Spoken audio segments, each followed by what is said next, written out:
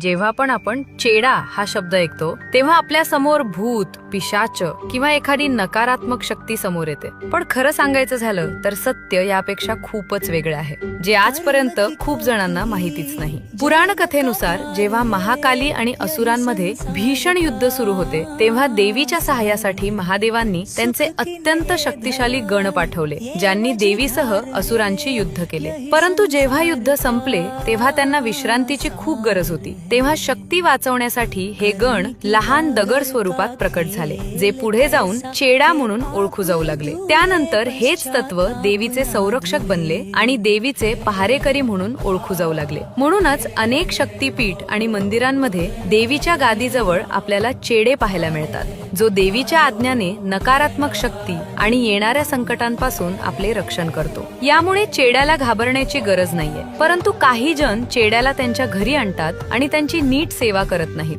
यामुळे त्यांना अनेक अडचणींचा सामना करावा लागतो, कारण चेडा आणण्यासाठी काही नियम असतात. जर आपण त्याचे पालन केले नाही तर त्याचा नकारात्मक परिणाम आपल्यावर पडतो. म्हणूनच कधीही चेडा आणताना त्याचे नियम पाळून त्याचे विधीपूर्वक आगमन करावे आणि निस्वार्थपणे त्याची सेवा करावी.